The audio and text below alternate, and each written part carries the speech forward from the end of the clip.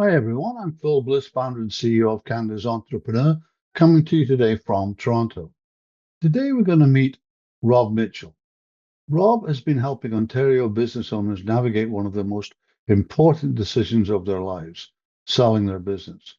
As the founder and lead advisor at Premium Mergers and Acquisitions, which is actually based in Guelph, he works hands-on with every client to maximize value, protect legacy, and guide them through a confidential, stress-free process. Beyond deal making, he's passionate about mentoring entrepreneurs and giving back to the business community. Like Canada's entrepreneur, Robert believes entrepreneurship is the cornerstone of Canada's economic strength. So, welcome to Canada's Entrepreneur. Great to meet you. Um, and before we dive deeper, let's find out a bit more about you and your entrepreneurial journey to this point. Keep it to 4 minutes. It's been a long journey, but keep it to four I- minutes. I'll I'll Okay. I'll give you as much as I can as fast as I can. Thank you, Phil. Okay. Thanks for Yeah. having me. Yeah. I grew up in the East Coast of Canada, did an engineering degree, um, and when I was going to school, I was always doing a little bit on the side, you know, mowing lawns, washing cars and trucks in the neighborhood, stuff like that. Mhm. Um, in university, our residents actually ran our own janitor service. So we took that from the university and managed the whole process there, as well as I was the Don in residence. So, not really a business, but kind of a bit of a side Yeah. hustle on the way. And then I started to work at Procter and Gamble, making Tide in Brockville. And Hmm. I saw my neighbor get a in-ground sprinkler system, and I thought that was really neat. And watched the guy, and I said, I think I can do that. So I had a side hustle running a sprinkler business. Um, Hmm.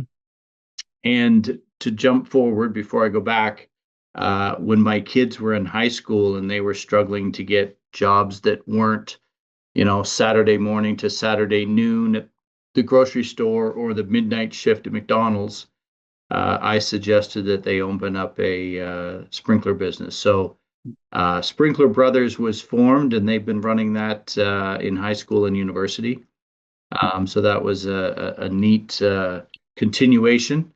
Um, I spent 10 years in Canada, and then I went to Asia for 10 years with P&G. Oh, okay. Um, I met my wife there. She was working there from Canada. I did my MBA in Beijing and looked to kind of do something entrepreneurial before I just aged out of P&G, which is typically the way most people stay for life, Yeah. which isn't a bad thing to do at all. No, Great not at all. company, Not at all. great company, great people.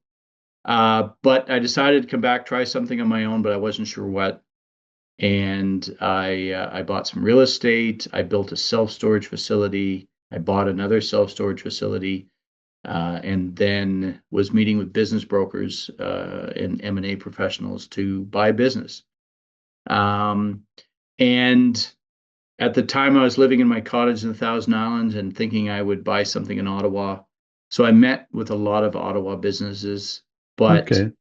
Ottawa is a great town, but very government focused. And It is. I'm Yeah. I'm an engineer, so I like manufacturing, and there wasn't a lot of manufacturing that I could find. But the people I met with said, "Hey, I think you'd be a good business broker. I think you should try that." And I said, "You know what? I think that would be really cool, and love to try that. I think I'll spend some time thinking about it." So I met with a few people, um, decided that I think it would be neat, and moved to Guelph and didn't know a soul here, but I heard it was a nice place to live. And I felt Southwestern Ontario was the place to be. Um, and uh, it certainly turned out to be uh, a great mix of um, high tech, low tech, startup, established, Yeah, it is. everything else. So, yeah, I've been doing it for like 20 years now. And because I'm an engineer, I often focus on manufacturing, Hmm. but I'm not limited to that. Light industry, service businesses, Hmm. business to business, some special retail, some accounting firms, some software firms, uh, anything that's a little Well, bit boring. it's pretty diverse. We both live in Southwest Ontario. I'm in Yes, Hamilton. I'm in Hamilton, so you know, I get where you're at in terms of that. So you know, you're now a seasoned entrepreneur, yes, and you've met many other entrepreneurs and founders. yes. So you're kind of in a lucky position on that level, a bit like me doing, you know, running Canada's Entrepreneur and meeting everybody. Uh, Having met all of these entrepreneurs and founders, do you think entrepreneurs are wired differently? Because what's really cool, you know, you also worked in, you know, Procter and Gamble for 20 Yes, years. So you lived about as corporate a life as there is, you know, for 20 yes, years. So you really kind of worked on both sides of the edge, if you like. yes. And I'm actually really kind of interested to get your answer on that front. So on the differences, or specifically, what are you looking for?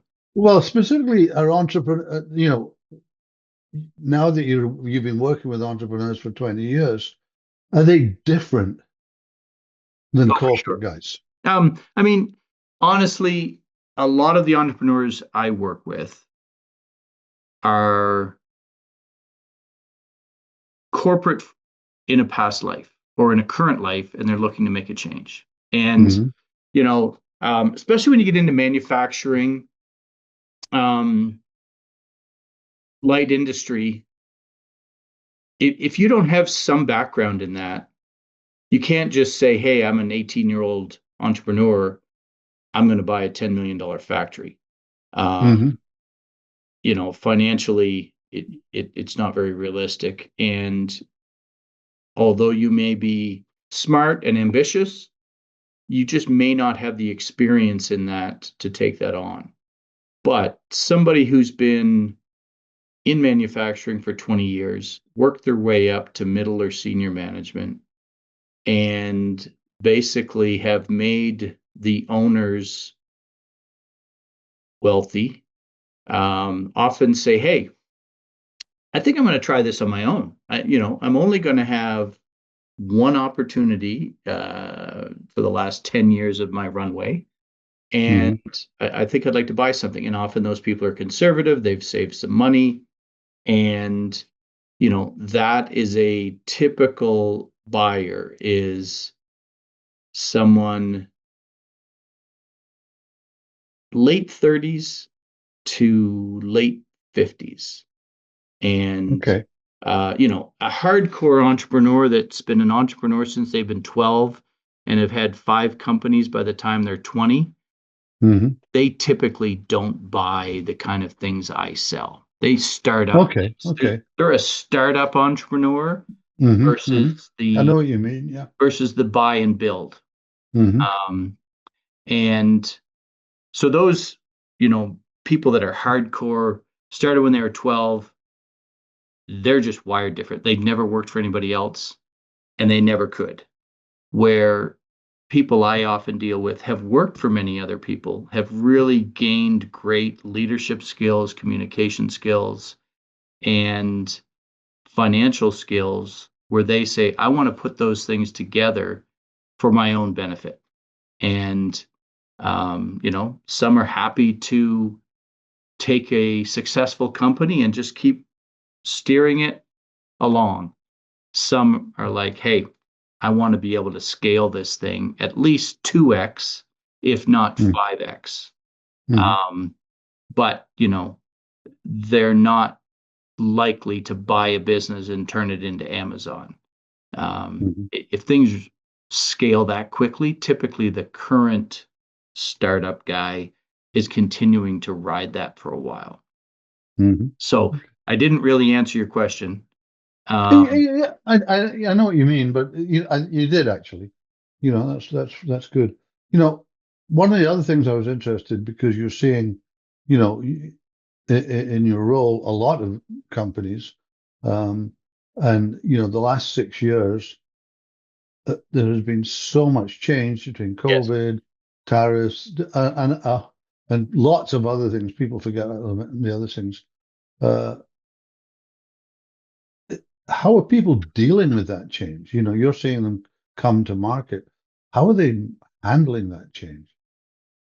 So, if I Or can, are they handling that well, change? if I can go back even a little further, um, Okay. every 10 years, we have a disruptive event in the markets and the world. So, and I'm not going back 100 years, but it's pretty roughly. So let's say, you know, in 1990, interest rates were through the roof. It was a very, very difficult time. And then interest rates comes down, things were going well, and then we get the dot com, and then 2000, the dot com crashed, Hmm. and everything kind of struggled. And then they recovered, everybody's doing well, and then in 2009, the US housing market crashed. Hmm. And then everybody's doing well again. Interest rates are almost 1%. Um, it's easy to just chug along. And Hmm. and during that time, if you know the boom or bust kind of curves, Hmm. the boomers have this wave of people working their way towards retirement, and a lot of those are business owners. And many of those needed to start retiring, according to the numbers, Hmm. around 2012 to 15. But life is good, things are easy, interest rates are low, they're making lots of money, and they're just saying, just going to chug along here. I don't have to work that hard. And life is good. And then COVID hits. And immediately, for a very short period, everything stopped for like 2 months. And then the world said, hey, if you are a critical supplier or industry, then you can go back to work, which was many, but there's lots of restrictions. So, if you're a successful 68-year-old restaurant owner, you're shut down. And if you're an ambitious restaurant owner who just opened three new, uh, you know, beer towns or high-end restaurants, you're going, I just forked out several $1 million and I have leases to pay and I have no income. Very, Hmm. very, very, very hard. Rental car companies, hotels, that industry was really hit hard. Other industries, which were allowed to remain open, every month had a new restriction. You know, first they're shut down, then they can open, but everybody has to wear PPE. Okay, that's pretty easy. Then everybody has to be 6 feet apart.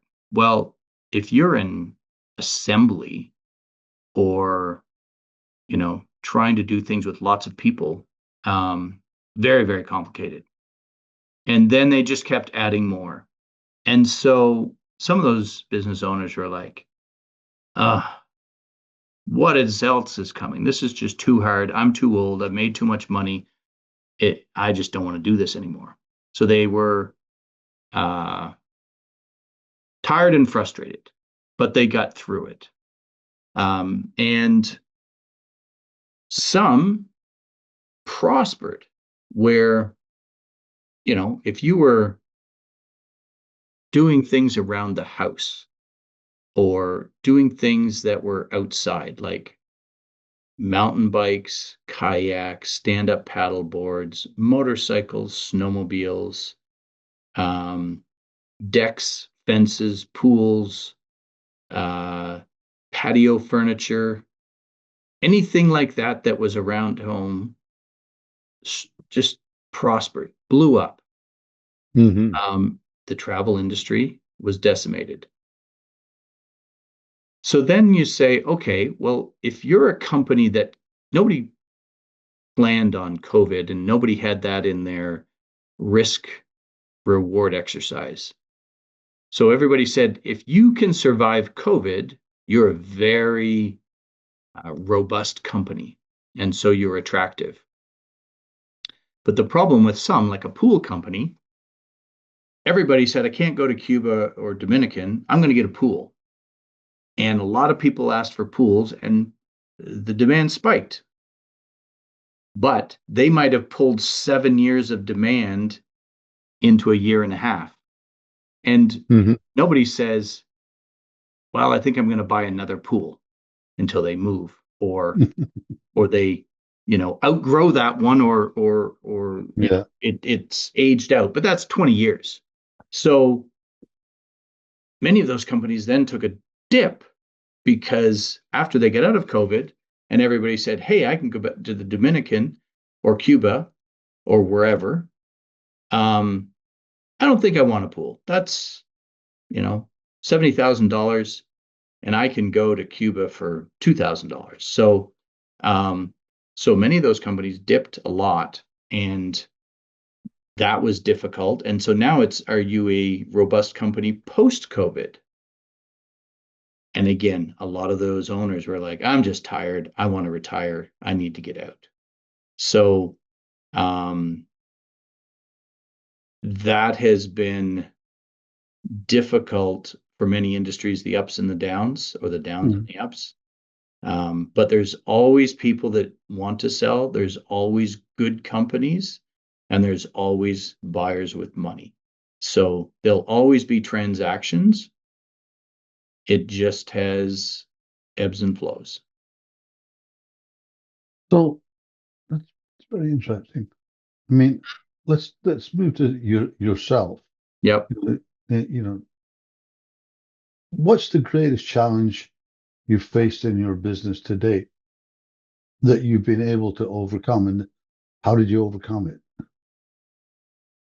Well, in those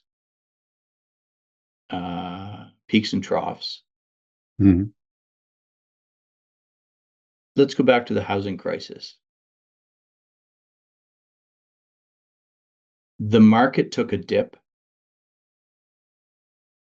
Money was tight because the banks were getting destroyed. So they didn't want to lend very easily. And a lot of the buyers whose money was in the market, their money is now worth 20 to 30% less. So they don't want to buy because they've lost that paper equity. And the sellers are like, my sales are down 30%. I don't want to sell now because I'm not going to get what my business was worth. Right. So not a lot of deals happened for about 18 months. But that just means you have to work harder. It means, if normally you'd talk to 20 people to find a good deal to sell, now you have to talk to 40 or 50. But they're still good companies. Not everybody was decimated in that time either. And there's always money that's looking for good deals. The big private equity companies, the family offices with lots of money. The Warren Buffett's is, buy when there's blood in the streets and sell when there are irrational values. So deals happen, but they're harder. And, the reality is when it's hard, like right now, to not put too fine a point on it, Trump is making things very difficult because we don't have a deal yet. So Nobody knows what they're going to have to pay for the raw materials from the US next month. Mm-hmm. And they don't know how much they can sell to the US next month because we don't know what the tariffs could be on either side.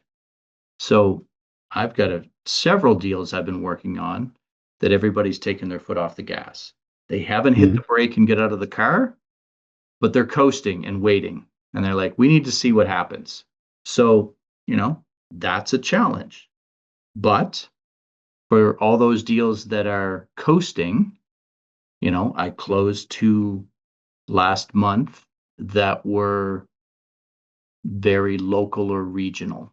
They didn't Mm-hmm. depend on Right. imports or exports. One was a commercial cleaning company, cleaning offices and businesses. Um, they still need to be cleaned, even if Trump is putting tariffs on things. So they just have people come in every 2 weeks and clean the office. Very, I won't say it's recession proof, because if everything goes badly, that might be something that a business would cut off, but it's not tariff issue right now. So whenever everything is hard, you just got to keep working at it. Dust yourself off, don't get frustrated, and just work harder. Well, you've built a business. In terms of mentorship, what's the best piece of advice that you've received that's really helped you, to stay the course? Well, when I worked at Procter Gamble, I was surrounded by very, very good people. Mm-hmm. And there was always somebody you could trust to have a coffee, bend their ear, and say, I've got this issue and I'm really not sure what to do. Um, when you're the person at the top of the ladder, however short that ladder is, Mm-hmm. um, it can be a little lonely when you don't want to say to your underlings, um, and I don't mean that disrespectfully, but you don't want the people working for you to think you don't know what you're doing, or you don't have an answer. Mm-hmm. So, saying I'm really messed up here and I'm stuck and I'm worried about what's going to happen. It's hard to do that as an entrepreneur without, having a network of peers you can talk to, other business owners that you trust and can talk to and understand where you've been. And it's a safe environment. Mm-hmm. And we can't have you on with your background. Every entrepreneur, not every entrepreneur, but not many entrepreneurs reach that point where they want to sell their business, they want to do this, they want to do that, they want to Yep. get bigger, merge with somebody, acquire whatever. Is there a kind of rule book, that has 2 or 3 sort of key components in it that I you could mean, I pass on? I meet a lot of business owners that maybe aren't ready to be clients, but they Mm, want to understand what they need to do to be ready mm, to be clients. mm, And, to overgeneralize, um, people buy a business because of its likeliness to give them a profit. mm, And the past profit is the greatest indicator of the potential future profit. So making as much money as you can is the best thing you can do. mm, Now, that not at the expense of, ripping people off or not providing the service that you promised. But sales are for ego, profits are for your wallet. And making profit is the best thing. Then, um, How much they'll pay for that profit as a multiple depends on the risk of it not continuing. So the lower the risk, the higher the multiple. So the more the business is dependent on the entrepreneur for sales or leadership or problem solving, the higher the risk that that won't transfer well. So if you're the entrepreneur and you're the head salesperson because you're best at it and you really like it, you really should try and move that to your other salespeople. And the more things that are dependent on the owner, the worse it is. Okay. Good advice. Okay. Let's have some fun. That's really good stuff. Okay. That last 20, 25 minutes was excellent. Now let's have some what I term rapid fire questions. Sure. It's just where we get some feedback. If you weren't doing what you're doing now, what would you be doing instead? So, when I look back at P&G, and I was in what they call product supply, so engineering, manufacturing, Hmm. designing, building, and running the factories that made the product Okay. for the sales term to sell. And I had a very rewarding career there. But I think looking back, if I was to stay, I think I would have switched to finance. Hmm. Interesting. I did a lot of finance work with managing budgets, whether it was expense budgets, capital budgets, or project budgets. Hmm. And I really enjoyed working with that. And I think I would have liked to have done that if I'd stayed. Now, right now, what would I do? Um, it's hard for me to consider working for somebody now with, being on my own for 20 years. Yeah. But um,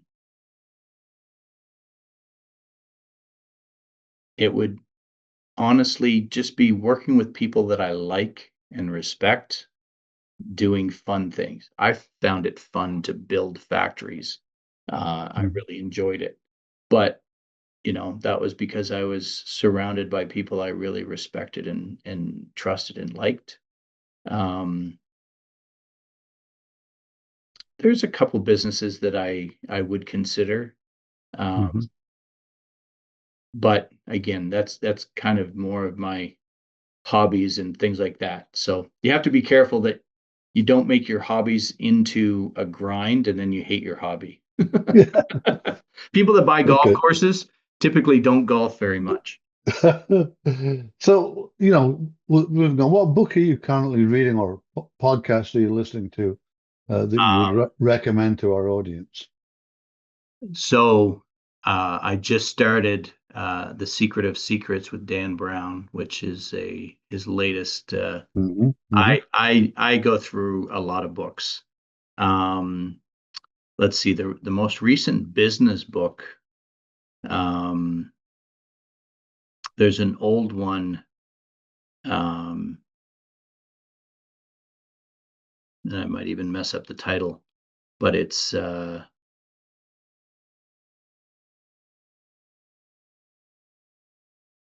like the theory of tennis. Hmm. It's about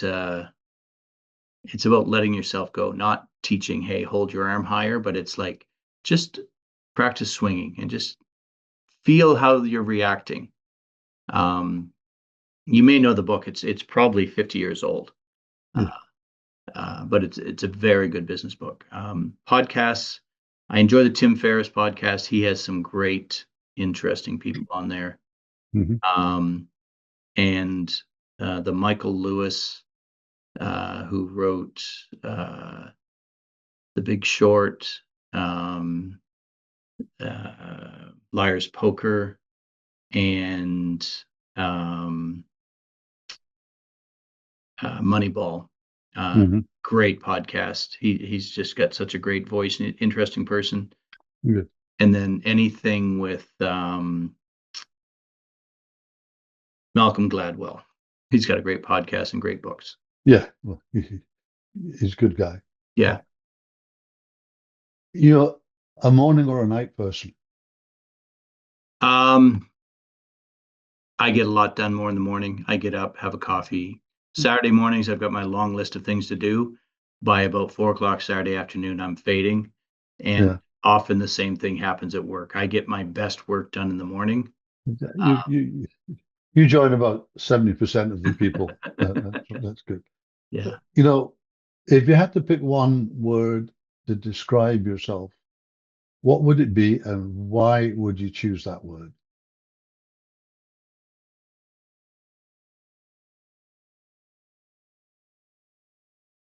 Um,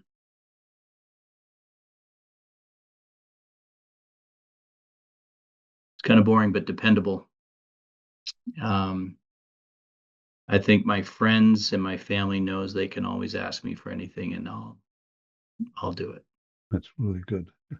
That's funny. That's not a word I get a lot. That's really interesting. What's keeping you up at night? Um,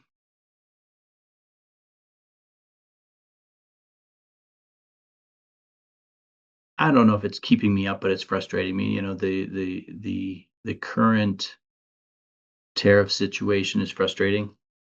Hmm. Um, you know, there's a few things that I've been working on that have been put on hold that just frustrating. Hmm. Um, you know, other than that, I just dropped off my second son at university. Certainly not keeping me up at night. He's very, very capable and confident kid, but you always worry about your kids a little bit when they're out on their own. Oh yeah, for sure, for sure. You know what, Rob? This has been really, really interesting. I think you gave us some good insights for a lot of the entrepreneurs that listen. So, thanks for coming on to Canada's podcast. It's really been interesting. I appreciate the invitation, Phil, and happy to connect again anytime. Well, that was a really interesting session with Rob. So I guess all you entrepreneurs out there, you had some really great insights on the process of selling your venture. I hope you all enjoyed listening and got some advice that's useful. I'm Phil Bliss. Don't forget to subscribe to our newsletter on our website and subscribe to our YouTube channel as well, or on any one of the major podcast channels. Thanks for listening to Canada's Entrepreneur, where we meet the entrepreneurs that drive Canada's economy. See you soon.